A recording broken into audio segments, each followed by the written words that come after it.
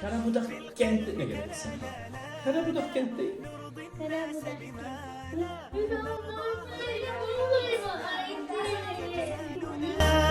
يسمو يتعالى أوه أوه أوه أوه أوه أوه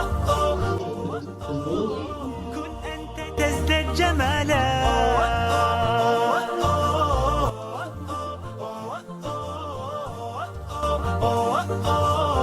كن أنت Yem. لا لا لا لا لا لا لا لا لا لا لا. Halı kardeşlerim, ben dağda çakırma gösteriyorum bunu.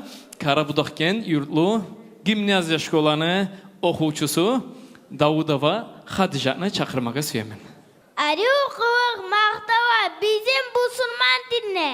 Amma başlanmayğa qıyqı bolmak kimne. İmandan son qıyıqtır. Ama olanı sıyvısı. Qıyıqqa tergö vermey adamanı xıyvısı. Qıyıqı bol adam ol sağa izleme abur. Açuanma akırma özünü tutsan sabır. Tanış biliş yoksan başla ber sağmana. İcragan betin tutup uzatıp kalamana. Az söyle, kop söyleme, düz söyle, yavgan aytma. Sağa zarar olsa da bergen sözünden kayıtma. Çomartık kırkanı biyidir bilamusan. Çomart bol yesin razı bolganı şamsan.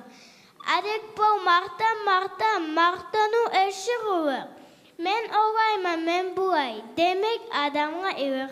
Menlik uğu kıyağınız bir avvakka yaraşar. Yüreği uğu adam iblis mi yanaşar.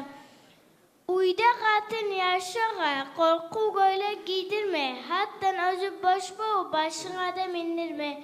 Kişini sokup söyleyip ayıttı güttü yürütme. Seninle yok mu ayıp var? Başka var mı bitme.